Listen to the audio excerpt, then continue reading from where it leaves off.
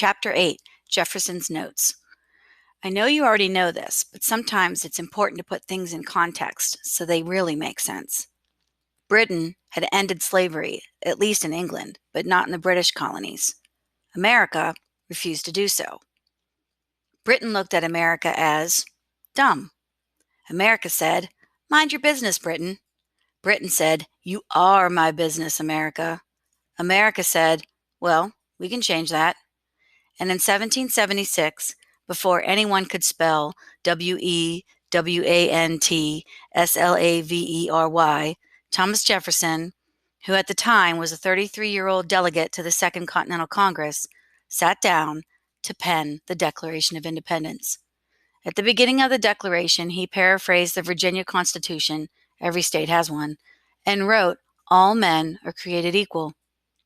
Bears repeating. All men are created equal. Say it with me. All men are created equal. But were slaves seen as men? And what about women? And what did it mean that Jefferson, a man who owned nearly 200 slaves, was writing America's freedom document?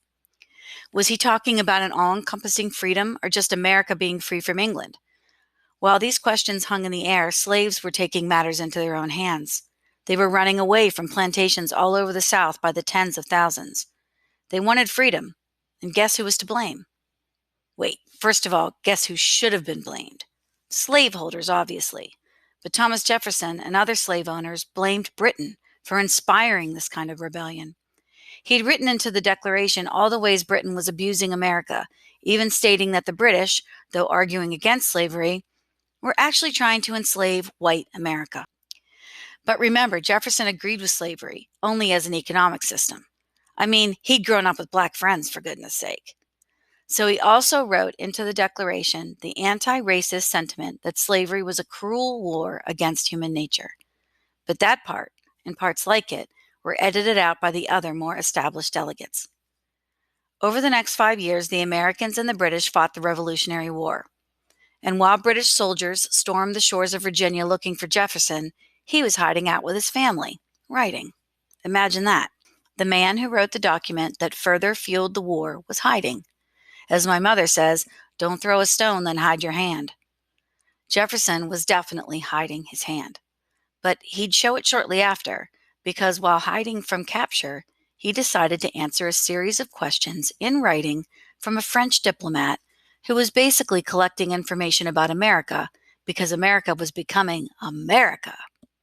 And instead of just answering the questions, Jefferson decided to flex his muscle, to tell his truth. He titled his book of answers Notes on the State of Virginia.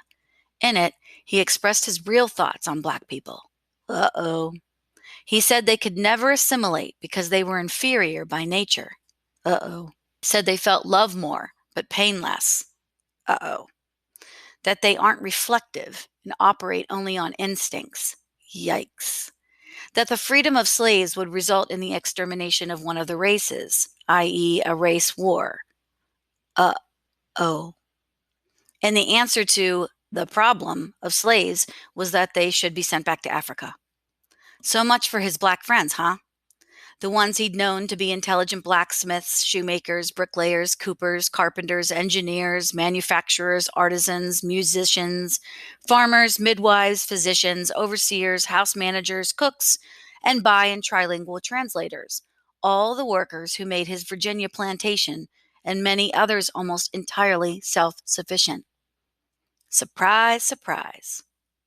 Oh, the best part. He didn't intend to publish these notes widely, but a small, devious printer did so without his permission. Surprise, surprise. When it came to black people, Jefferson's whole life was one big contradiction, as if he were struggling with what he knew was true and what was supposed to be true. In 1784, Jefferson moved to Paris. His wife had died, and his old Monticello home suddenly felt pretty lonely. He was exhausted from his grief and years of being hunted by the British. So he did what he always seemed to do in moments of crisis. He ran to France. As soon as he made contact with the French foreign minister, he sent word home to his own slaves to speed up tobacco production in hopes that French merchants could pay back British creditors. On one hand, Jefferson was telling his slaves to work harder, and on the other hand, he was telling abolitionists that there was nothing he wanted more than an end to slavery. And while he was busy playing the good guy, promoting, defending, and ensuring that the French knew America was becoming America, and also having a good old French time, back home there was a convention taking place in Philadelphia to talk about the new Constitution.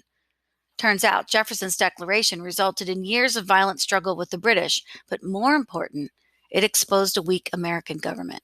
So this Constitution was supposed to define it and solidify it, but before it was set in stone, there had to be a series of compromises. Number 1, the Great Compromise. This one created the House and the Senate, 2 senators per state, House of Representatives based on population. The bigger the population, the more representatives each state could have to fight for its interests. This causes issues, specifically between southern states and northern states, because they aren't sure how to count slaves. Which leads us to number 2, the 3/5 compromise. The South wanted to play both sides of the fence. On one hand, they didn't want to count slaves as people, but instead wanted to count them as property, because the greater the population, the more taxes you have to pay. But on the other hand, they needed more population, because the greater the population, the more representation they got. And with more representation came more power. And the North was like, nope, slaves can't be human, because the North didn't have as many slaves, and therefore couldn't risk letting the South have more power. So the compromise was to create a fraction. Every 5 slaves equaled 3 humans. So just to do the math, that's like saying if there were 15 slaves in one room, on paper, they counted as only 9 people.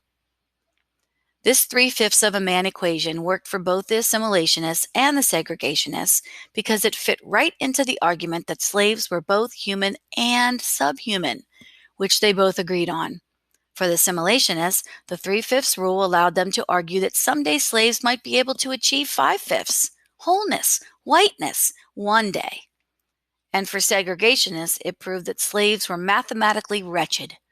Segregationists and assimilationists may have had different intentions, but both of them agreed that Black people were inferior. And that agreement, that shared bond, allowed slavery and racist ideas to be permanently stamped into the founding document of America. While all this was going on, Jefferson was in France chillin'. That is, until the French Revolution broke out. At first, he didn't mind the French unrest. If anything, it made him happy to know America wasn't the only warring country. But then it spilled over into Haiti, and that was a problem, a big problem. In August 1791, close to 500,000 enslaved Africans in Haiti rose up against French rule. It was a revolt like nothing anyone had ever seen, a revolt that the Africans in Haiti won. And because of that victory, Haiti would become the Eastern Hemisphere's symbol of freedom, not America. And what made that frightening to every American slaveholder, including Thomas Jefferson, was that they knew the Haitian Revolution would inspire their slaves to also fight back.